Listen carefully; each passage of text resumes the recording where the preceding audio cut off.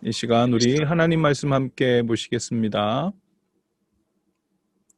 네, 오늘 말씀은 잠언 31장 1절에서 9절까지 말씀입니다. 잠언 31장 1절에서 9절.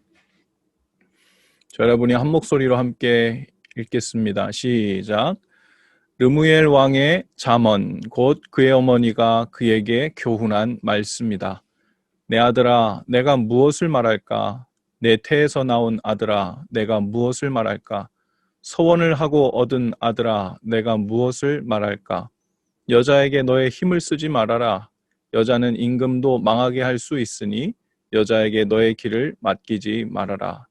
르무엘아, 임금에게 적합하지 않은 일이 있다. 포도주를 마시는 것은 임금에게 적합한 일이 아니다. 독주를 좋아하는 것은 통치자들에게 적합한 일이 아니다. 술을 마시면 법을 잊어버리고 억눌린 사람들에게 판결을 불리하게 내릴까 두렵다. 독한 술은 죽을 사람에게 주고 포도주는 마음이 아픈 사람에게 주어라. 그가 그것을 마시고 자기의 가난을 잊을 것이고 자기의 고통을 더 이상 기억하지 않을 것이다. 너는 벙어리처럼 할 말을 못하는 사람과 더불어 고통 속에 있는 사람들의 송사를 변호하여 입을 열어라. 너는 공의로운 재판을 하고 입을 열어 억눌린 사람과 궁핍한 사람들의 판결을 바로 하여라. 아멘.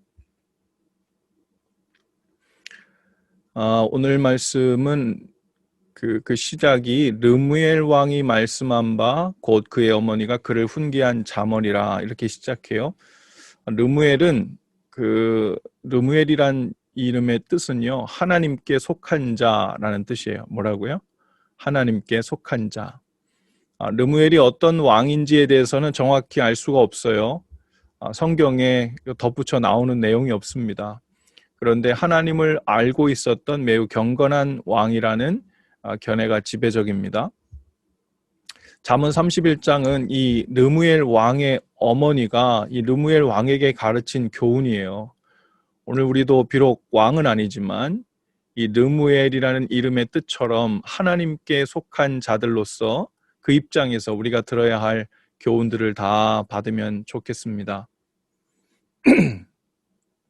3절에 보면 왕의 어머니는 아들에게 먼저 여인에게 빠지지 말라고 충고합니다. 고대 근동의 이 왕은요, 거의 신처럼 절대적인 권한을 가지고 있었어요. 당시의 왕은 나라 안에서 자신이 원하는 여인들을 다 취할 수 있었습니다. 왕이 원하는 여인이 만일 이 왕의 요청을 거절하면 반역에 가까운 죄로 간주되었죠. 그래서 왕은 아내를 너무 많이 얻어서 문제를 일으키지 않도록 절제하라고 지금 어머니가 이야기하는 거예요. 왕이 너무 많은 여인을 그 아내와 후궁으로 얻으면 여러 가지 부정적인 일들이 일어날 수 있는데, 첫째로 지나치게 힘을 소비해서 건강을 해칠 수도 있고, 또 간교한 여인들에게 빠져서 그 정치와 나라의 일들을 그르칠 수 있다는 거죠. 여러분 오해하지 마세요. 너무 많은 아내만 얻지 않으면 된다. 너무 많은 여인을 두지만 않으면 된다. 이런 이야기가 아닙니다. 또한 여인의 문제만이 아니라 하나님의 자녀, 하나님께 속한 자로서 이성에 대한 절제를 또한 우리에게 이야기한다고 볼 수 있어요. 이 아합 왕은 이세벨을 아내로 얻었죠. 우상 숭배하는 제사장의 딸을 아내로 얻은 거예요. 왕비로 얻은 거예요. 그랬더니 온 나라가 우상 숭배의 소굴이 되었습니다. 또 우리가 잘 아는 대로 솔로몬은 지혜는 참 많았는데 이런 지혜는 왜 없었는지 모르겠어요. 너무 많은 이방 여인을 아내로 얻었다가, 몇 명을 아내로 얻었다 그러죠, 성경에? 열왕기상 11장 3절에 보면 무려 700명의 아내, 300명의 첩들을 두어서 총 1000명의 여인을 두고 살았던 것으로 기록됩니다. 이 솔로몬이 지혜는 있었는지 모르겠지만 이 여인에 대해서 절제가 없었던 거죠. 그래서 솔로몬은 그 여인들이 이방에서 들여온 우상들 때문에 그의 말년에 나라 전체가 우상에 빠져서 큰 위기를 맞게 됩니다. 사실은 그 솔로몬의 이 일로 인해서 이스라엘이 북이스라엘과 남쪽 유다 왕국으로 분열되는 일이 거기서 시작된 겁니다. 우리 하나님께 속한 사람들, 오늘의 르무엘들도 이 이성에 대한 절제가 꼭 필요합니다. 지금은 우리가 남편과 아내를 한 명씩만 두고 살도록 법으로 정해져 있죠. 대신에 이성에 대한 유혹은 오히려 옛날 이 시대보다도 수십, 수백 배 더 위험한 세상에 우리가 살고 있습니다. 언제 어디서든지 인터넷만 연결되면 그게 셀폰이든 컴퓨터든 TV든 우리를 유혹하는 것이 얼마나 많은지 몰라요. 요즘에는 다 벗고 나오잖아요. 그렇죠? 근신하는 마음과 절제하는 눈과 마음이 절제하는 마음 없이 눈이 이끄는 대로 마음이 이끄는 대로 조금만 따라가다 보면 망하는 길이 도처에 깔려져 있습니다. 힘써 지켜야 할 일이죠. 디모데후서 2장 22절에 보니까 또한 너는 청년의 정욕을 피하고 주를 깨끗한 마음으로 부르는 자들과 함께 의와 믿음과 사랑과 화평을 따르라 라고 우리에게 말씀하고 있습니다. 이 왕이 왕의 모친이 두 번째로 왕에게 교훈하고 있는 것이 4절부터 기록되어 있는데 바로 술에 대한 절제입니다. 왕은 왕이니까 자신이 원하면 무엇이든지 먹고 마실 수 있는 위치입니다.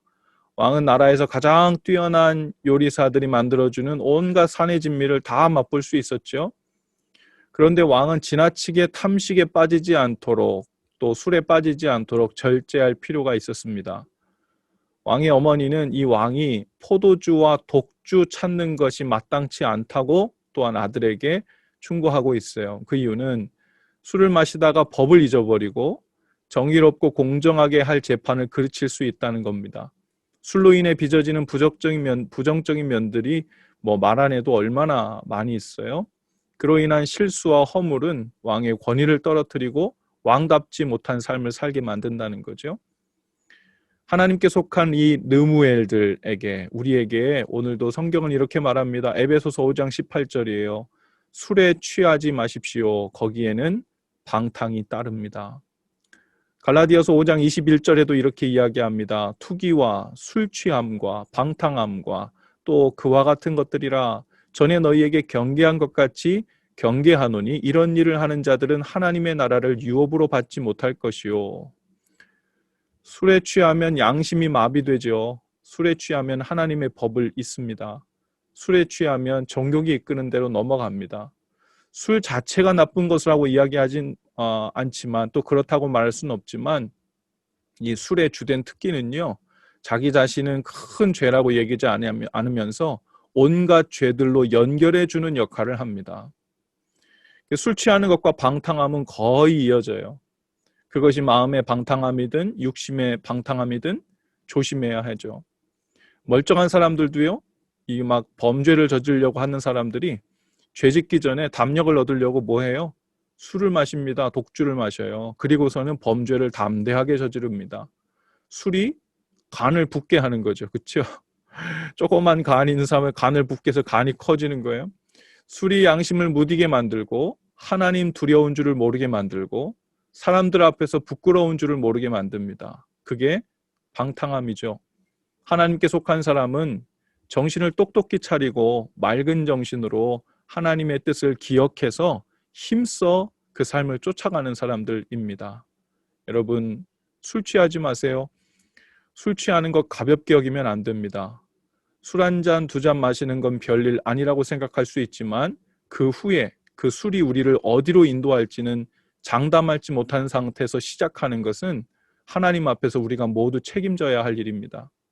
어떤 사람도 하나님 앞에서 떳떳하게 얼굴이 벌건 채로 은혜 충만하게 받았다는 것을 제가 본 적이 없어요. 우리는 해도 되는 것들을 찾아다니는 사람들이 아니고 하나님께 속한 오늘의 르무엘들로서 해가 될 것을 가능한 피하고 절제하며 주님을 따르는 자로 부름받은 사람들입니다. 마지막으로 왕의 어머니는 왕에게 곤고한 자들을 위해서 재판을 통해 공의를 이루라고 충고하죠.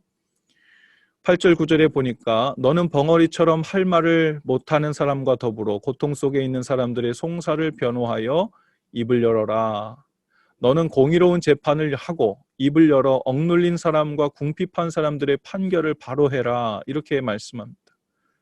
당시 이스라엘의 왕은요. 요즘 우리가 가지고 있는 나누어져 있는 입법, 사법, 행정 이 세 가지 권한을 다 가지고 있었던 사람이에요. 그러니 얼마나 그 권력이 막강합니까? 다 마음대로 할 수 있는 거예요. 원하면 법도 제정하지요. 예. 원하면 법도 시행하죠. 네. 그리고 자기가 할 수 있는 모든 행정을 다 바꿔버릴 수 있어요. 그 왕은 지방에서 해결하지 못한 중요한 재판을 마지막으로 다 해결하는 사람이었어요. 그래서 왕은 억울한 일을 당한 사람들의 문제를 최종적으로 결정할 책임이 있는 사람이었습니다. 그래서 왕의 어머니는 왕에게 연약한 자들의 편에 서서 그들이 억울한 일을 당하지 않도록 도와주라고 권면합니다. 이것이 아들 잘 되라고 어머니가 왕인 아들에게 해주는 조언이었죠.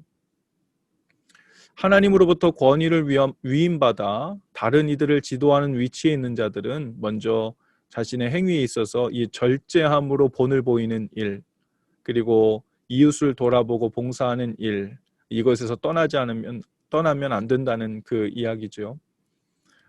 하나님께 속한 자들, 우리 모든 르무엘들은 절제하는 일 없이는 하나님이 원하시는 삶을 살 수가 없어요. 다시는 죄의 종노릇하지 않기 위해서 하나님의 자녀라는 이름에, 하나님께 속한 자라는 이름에 맞는 삶을 취해서 힘써 나아가야 합니다. 로마서 13장 12절에서 14절 말씀을 제가 읽어드립니다. 밤이 깊고 낮이 가까이 왔습니다. 그러므로 우리는 어둠의 행실을 벗어버리고 빛의 갑옷을 입읍시다. 낮에 행동하듯이 단정하게 행합시다. 호사한 연회와 술 취함, 음행과 방탕, 싸움과 시기에 빠지지 맙시다. 주 예수 그리스도로 옷을 입으십시오. 정욕을 채우려고 육신의 일을 꾀하지 마십시오. 오늘의 르무엘들, 즉 주님께 속한 자들은 모두 예수 그리스도로 옷 입고 하루를 시작할 수 있기를 바라요. 무슨 말을 하고 또 행동을 하기 전에 우리가 어떤 옷을 입고 사는 사람들인지 살피는 겁니다. 그리스도로 옷 입은 사람들은 절제하는 일이 증표로 나타나요. 하나님의 자녀답지 않은 모습으로 살지 않으려고 절제합니다. 또 예수님의 자녀다운 모습을 대하며 살려고 이웃들을 그렇게 대하며 살죠. 성경은 이에 더해서 하나님께 속한 자들에게 한 가지 더 조심해야 될 것이 있다고 말해요. 바로 사탄이라고 불리는 마귀예요. 마귀와 사탄과의 관계는 요한계시록에서 더욱 선명하게 드러나는데 요한계시록 12장 9절에 보면 이렇게 표현했습니다. 마귀라고도 하고 사탄이라고도 하며 온 천하를 꿰는 자라고 했어요. 우리는 오늘 본문 말씀에서는 그저 우리가 스스로 육신의 정욕에 빠질 수 있는 것에서 조심하라고만 돼 있지만 신약 성경에 오면 성경은 우리에게 누누이 의도적으로 우리를 꿰어 들어가는 이 사탄을 조심해야 한다고 경계해야 된다고 말씀합니다. C.S. 루이스라는 사람이 이런 말을 했어요. 마귀가 가장 조정하기 쉬운 사람이 있는데 그 사람은 바로 마귀의 존재를 믿지 않는 사람들이다. 우리는 때로 스스로 절제하지 못하고 방탕함에 빠지기도 하지만 마귀의 의도적인 유혹 앞에서 너무 넉넉히 살기도 합니다. 마귀가 예수님을 시험했어요. 그런데 여러분, 우린들 왜 시험하지 않고 왜 유혹에 빠지지 않도록 날마다 붙들고 있지 않겠어요? 만일 하나님께 속한 자들이 마귀의 존재를 의식하지 않고 영적 전쟁을 의식하지 않고 영적 전쟁 중인 군사들이라는 것을 의식하지 않고 우리는 그냥 민간인이야 이렇게 살고 있으면 요즘은 일이 잘 안 풀리네, 요즘은 내 마음을 괴롭게 하는 일들이 많네, 요즘은 주변 환경이 좋지 않아서 요즘 기분이 별로 안 좋아서 열심히 신앙생활하기 쉽지 않네, 그냥 이런 하나님을 모르는 민간인다운 생각만 하며 살게 돼요. 그러니 싸움이 될 리가 없죠. 터무니없는 싸움이 날마다 이루어지고 맨날 패하게 될 수 있어요. 너무 쉽게 유혹에 넘어가고 맙니다. 방어할 무기도 준비하지 않고 공격 무기도 잘 준비하지 않고 살게 되죠.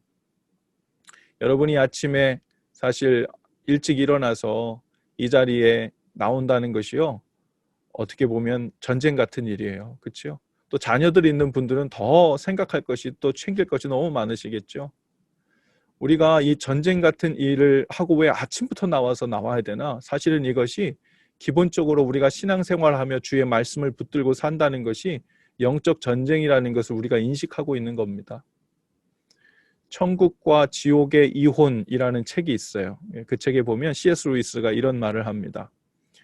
현세의 당신이 하나님께 아버지의 뜻대로 하옵소서라고 끝내 말하지 않고 살게 된다면 결국 내세에 있어서는 하나님이 당신에게 정 그렇다면 네 뜻대로 하거라 고 말씀하실 것이다.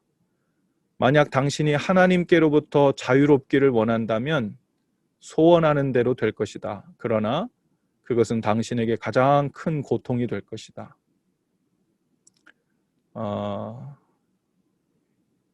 정 그렇다면 네 뜻대로 하거라.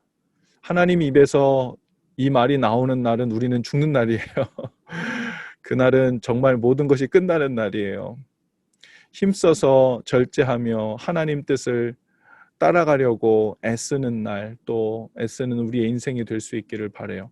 이 시간 우리 어린이들 한 번 더 언뮤트 한번 하시고 목사님 말을 한번 크게 따라서 해보면 좋겠어요. 다 준비됐어요? 네. 오케이. 자, 목사님 한번 따라해주세요. 제 삶을 하나님 뜻대로 살게 하나님 뜻대로 살게 해주세요. 해주세요. 제 뜻대로 말고요. 제 뜻대로 말고요. 아멘. 아멘. 네, 우리 평생 제 뜻이 하나님 뜻대로 살게 되기를 원합니다. 우리의 뜻대로 말고요.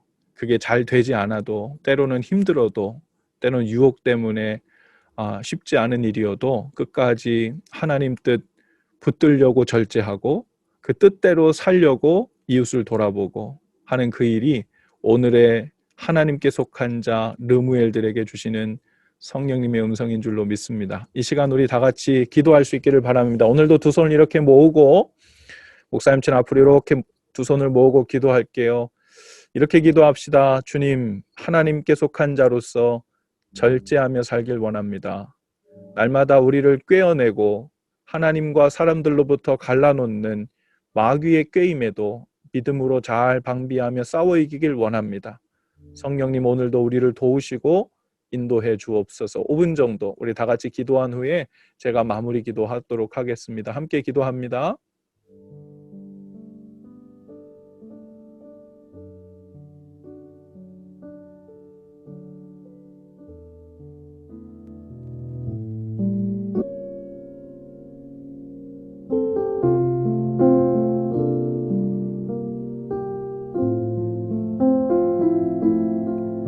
귀하신 주님, 오늘 하루도 주님 손에 온전히 우리 삶을 맡기며 나아갑니다. 절제하는 마음을 주시고 주님의 뜻을 따라 힘써 나가는 저희들 되도록 인도해 주옵소서. 저희들 뜻대로 마시고 하나님의 뜻을 쫓아 살기 원하는 저희들 삶에 오늘 아버지의 뜻이 이루어지는 날 되게 하여 주시옵소서. 거룩하신 예수 그리스도의 이름으로 기도하옵나이다. 아멘.